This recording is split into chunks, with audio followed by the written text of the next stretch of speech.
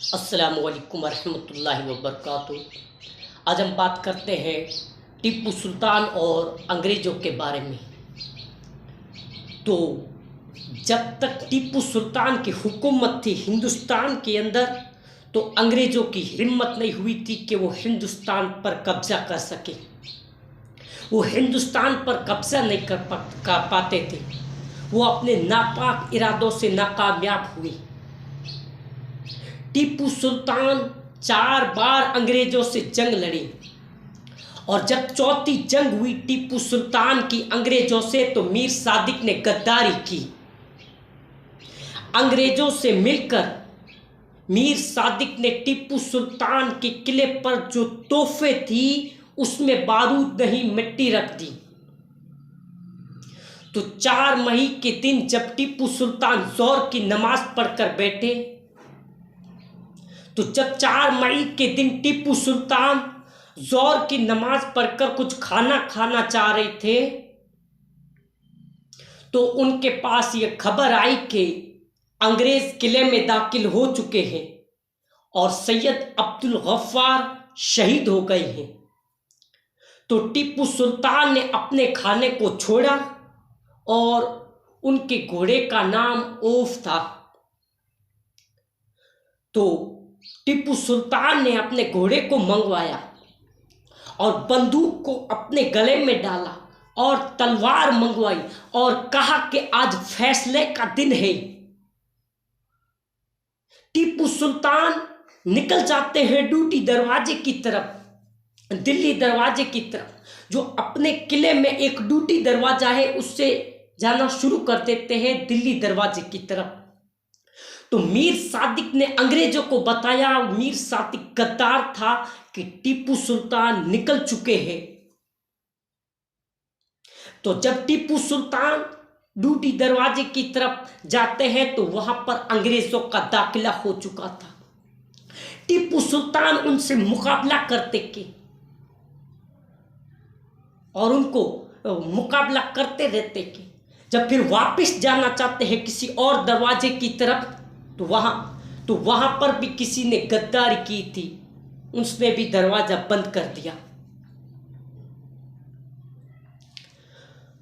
टीपू सुल्तान नमाजे ज़ोहर से लेकर नमाजे मगरिब के वक्त तक अंग्रेजों से लड़ता रहे हैं।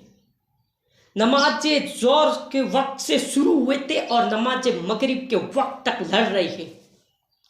आप अंदाजा लगाइए ज़ोहर और मगरिब का टाइम कितना होता है। तो एक नौ मुस्लिम उनका खादिम था। वो नौ मुस्लिम वो भी अपना ज़मीर अंग्रेजों को बेच चुका था। टीपू उससे पलट पलट कर कहते थे कि थोड़ा पानी पिला दे, थोड़ा पानी पिला दे, मगर उसने पानी नहीं दिया।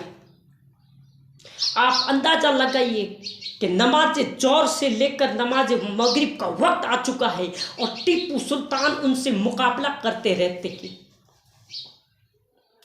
टीपू उनसे मुकाबला करते रहते हैं, क्योंकि टीपू ने अल्लाह से वादा किया था कि अल्लाह जब तक मेरे जिस्म में जान रहेगी, मैं इन अंग्रेजों से मुकाबला करता रहूंगा। तो फिर एक उनके सामने और गद्दार था, एक और गद्दार था। उसने अपने उंगली से इशारा किया कि हाँ, यही टीपू सुल्तान है, इनको मार दो। तो लिखने वाले ने अच्छा लिखा कि टीपू सुल्तान ने सिफ़्ते रसूल सल्लल्लाहु अलैहि वसल्लम पर चलकर ये बता दिया कि जिस तरह करबला के मैदान में इमाम हुसैन और अहले रसूल को प्यासा रखा गया था, तो टीपू ने भी ये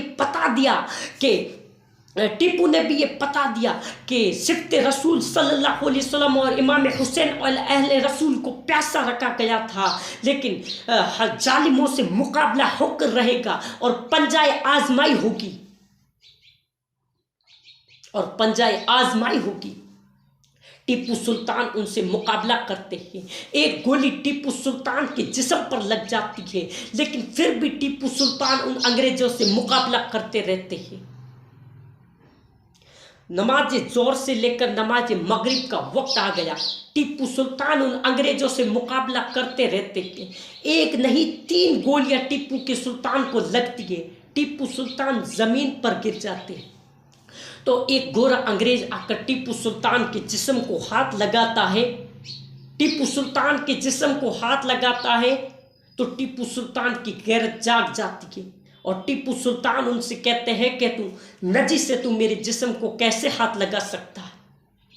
टीपू सुल्तान खड़े हो जाते के और अपनी तलवार से उस पर वार करते के वो अंग्रेज अपनी बंदूक की नाल से टीपू सुल्तान के वार को रोकता है, लेकिन एक अंग्रेज उनकी दाएं कट्टी पर बंदूक रखकर गोली चलाता है, जिससे टीपू सुल्तान शहीद हो जाते हैं। लेकिन उससे पहले लिखने वाले ने लिखा है कि टीपू सुल्तान के जितने अतराफ में अंग्रेज थे, जितने पास थे, सबको वासिल जहन्नम कर दिया। लेकिन जब टीपू सुल्तान शहीद हो जाते के, ज़मीन पर गिर जाते के, तो अंग्रेज यकीन नहीं करते। अंग्रेज ये समझते हैं कि वो अपने फ्रांसीसी सिपाहियों के साथ किसी और जगह पर निकल गए हैं। लेकिन जब एक वो नौ मुस्लिम खादिम, बाद में वो नौ मुस्लिम खादिम आकर निशानदाही करता कि हाँ यही वो टीपू सुल्तान की लाश है,